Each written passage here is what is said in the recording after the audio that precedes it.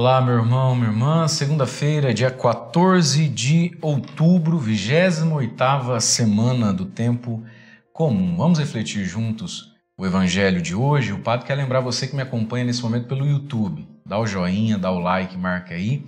E quero convidar você, se esse canal de evangelização tem feito bem para você, vamos conseguir, cada um de nós, mais um amigo para o canal. Apresente o canal para alguém, peça para essa pessoa se inscrever e a palavra de Deus assim vai crescendo. O evangelho de hoje está em São Lucas, capítulo 11, versículos de 29 a 32. Diz assim: Naquele tempo, quando as multidões se reuniram em grande quantidade, Jesus começou a dizer: Esta geração é uma geração má. Ela busca um sinal, mas nenhum sinal lhe será dado a não ser o sinal de Jonas. Com efeito, assim como Jonas foi um sinal para os ninivitas, assim também será o Filho do Homem para esta geração. No dia do julgamento, a rainha do sul se levantará juntamente com os homens desta geração e os condenará, porque ela veio de uma terra distante para ouvir a sabedoria de Salomão.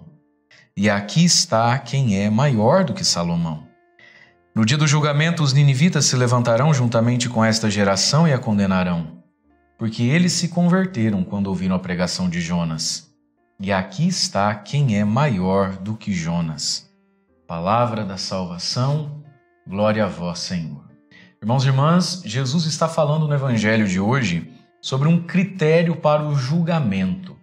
Nós ouvimos aqui Jesus falando, essa geração é uma geração má. Ele está dizendo para a multidão que ele conseguiu arrebanhar pelos milagres, sinais, pelas suas pregações.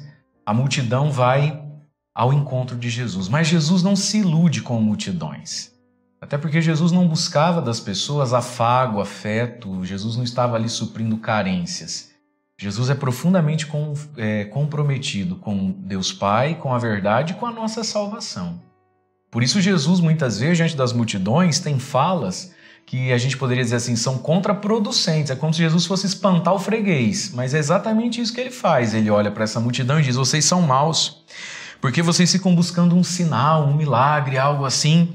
E nenhum sinal vai ser dado a vocês, a não ser o sinal do profeta Jonas. Jonas que foi um sinal para os ninivitas através da pregação que fez, de arrependimento, de conversão, e Jesus estava fazendo a mesma coisa.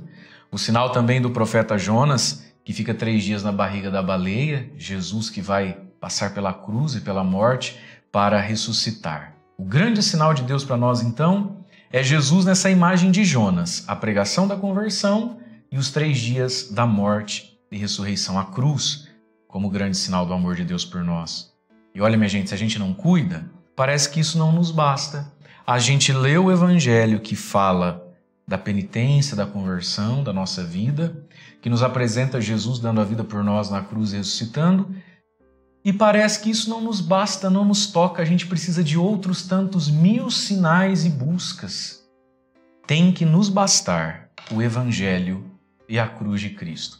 Mais do que isso, Deus, porque é bom, às vezes dá, às vezes permite na vida, na história da igreja, na história de cada um de nós, outros sinais. Mas o sinal, meus irmãos, é esse. A pregação do Evangelho, a palavra de Deus, que nos provoca a conversão, e Jesus crucificado. Aqui está o resumo, aqui está o necessário das coisas. E se isso não está nos bastando, tem algo de errado com a nossa fé.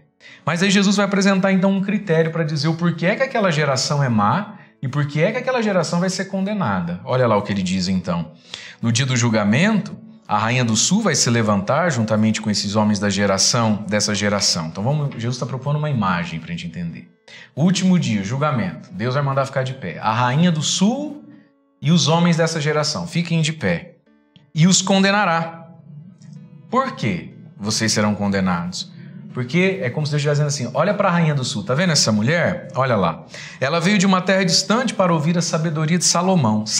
Salomão a moveu de uma terra muito distante e ela se abriu à sabedoria de Salomão. Tá vendo? Pois bem, e aqui está quem é maior do que Salomão e vocês não se movem, vocês não se convertem?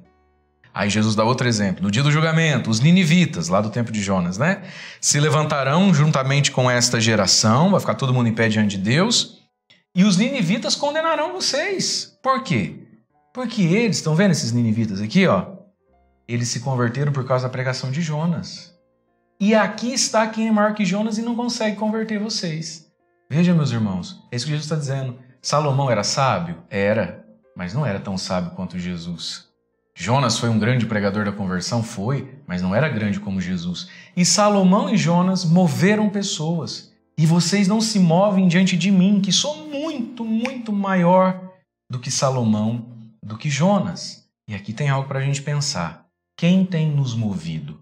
Quem tem nos mudado? Minha gente, às vezes nós damos ouvido para cada coisa, para cada pessoa, para cada nova teoria e tudo que for filosofia, ia, que vai nos movendo, que vai nos colocando em crise, que faz a gente fazer cada maluquice. E diante de Jesus Cristo, que tem 2000 anos, diante da igreja de 2000 anos, a gente não se move. E Jesus está dizendo, olha, a rainha do sul era terrível, hein? Mas ela se converteu por causa do Salomão. Os ninivitas, nossa, eram terríveis pecadores. E se converteram por causa de Jonas. E vocês não se convertem diante de mim. O que tem nos movido, meus irmãos? E aqui tem para nós, então, a última ideia da homilia de hoje do Padre.